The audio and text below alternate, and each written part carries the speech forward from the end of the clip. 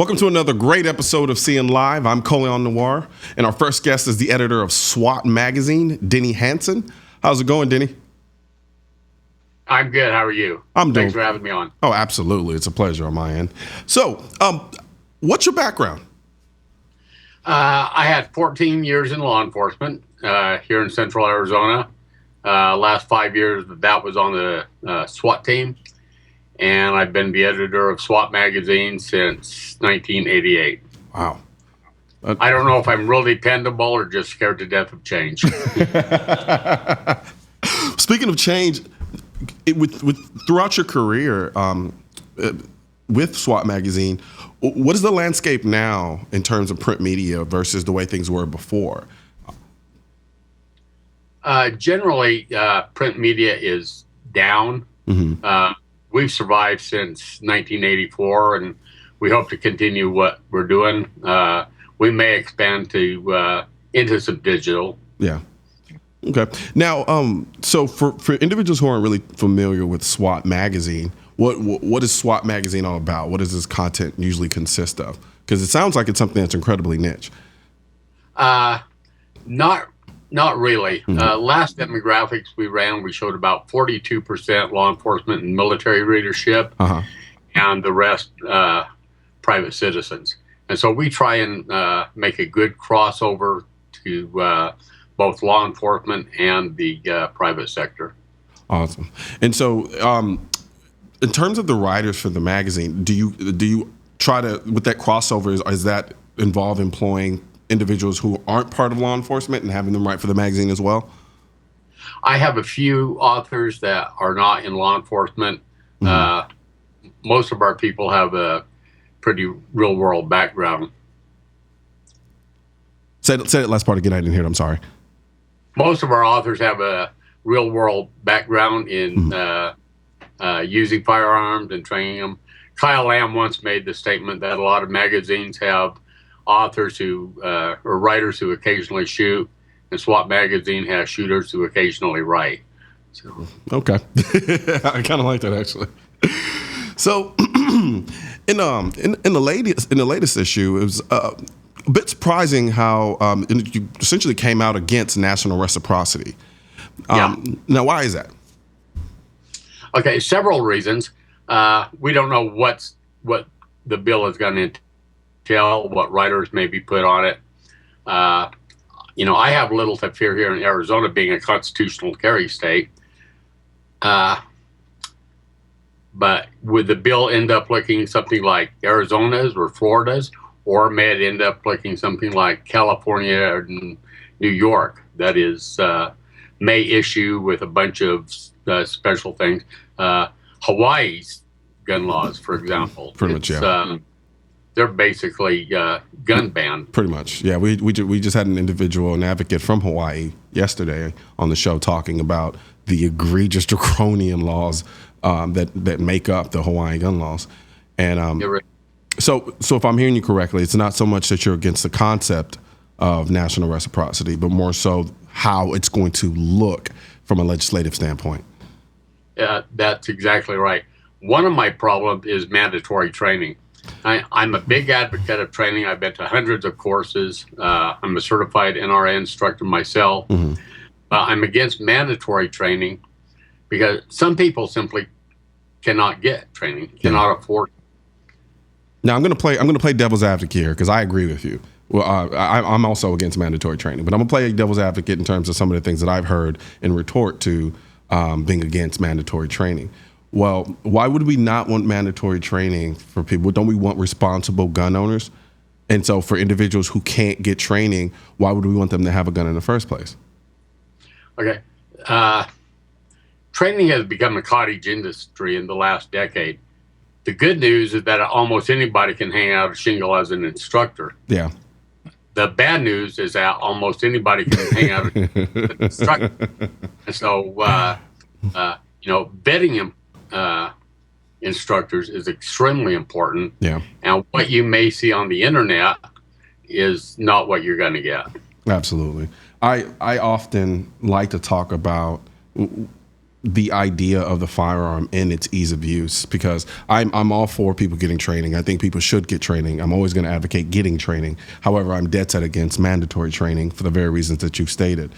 At the same time, and you can tell me if you agree with me or not, there's a certain accessibility that comes with firearm use to defend one's life that I think is rather universal. Meaning, I don't have to go to a tactical training school to understand that if I'm at home and two guys kick in my door and I have no prior firearm training above and beyond just understanding how the gun functions and shooting it a couple of times at a gun range, I'm still in a better position to protect myself with that firearm than if I didn't have it. I agree. When the term Saturday night specials was being proffered in the 60s, we got to keep these cheap guns. The problem is that some people can only afford those cheap guns. Not everybody can go out and get a full-blown custom 1911 or what have you.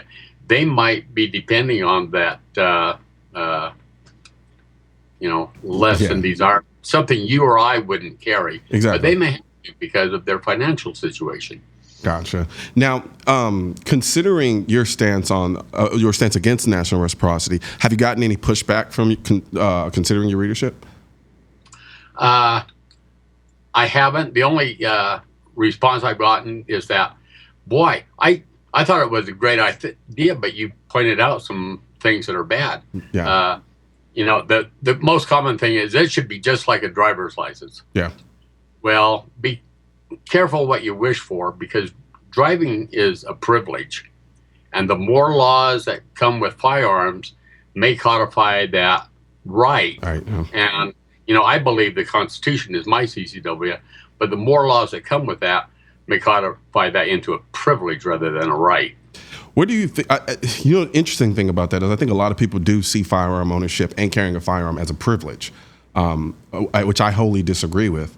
But I think the other side on this debate has done a really great job of kind of creating this notion that only certain people should be allowed to carry or own firearms.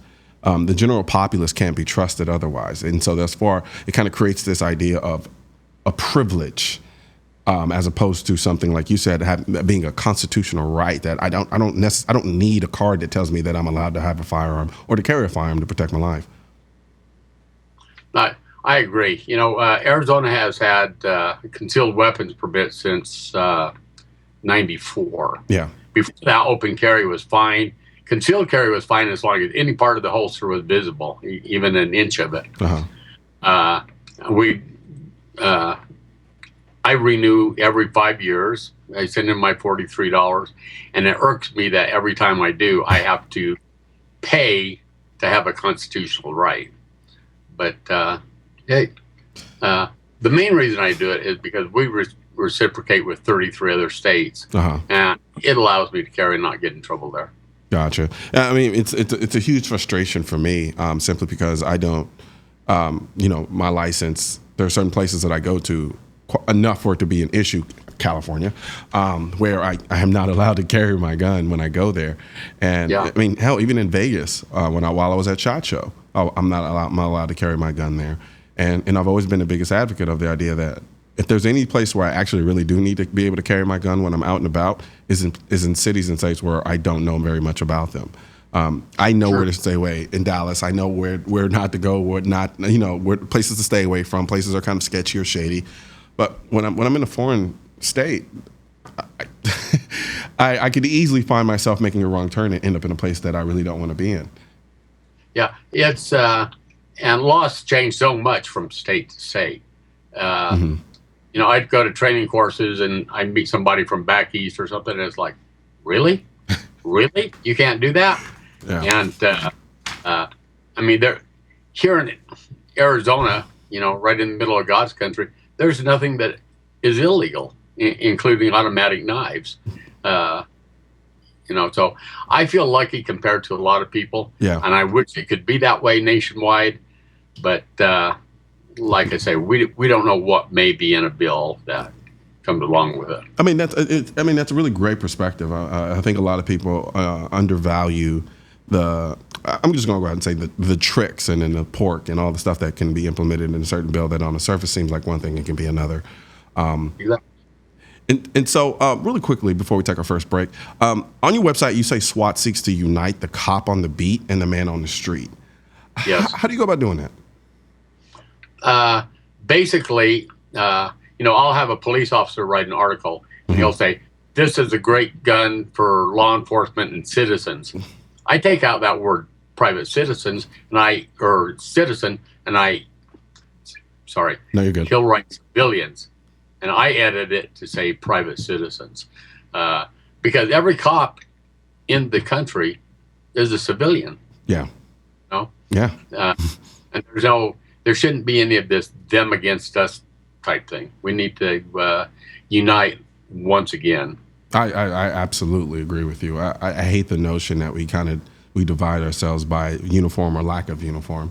And then I'm kind of looking at, while I'm walking down the street looking at them, and they're looking at me, and there should be a sense of unity in terms of I'm helping you you're helping to keep the streets safe for me, and vice versa for you and everyone else. It should definitely be a symbiotic relationship.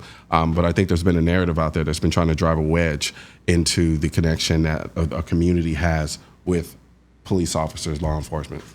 We're going to take a quick break, and when we come back, we're going to talk about this bombshell of a proposal that was written called the White Papers. Sounds good. Absolutely.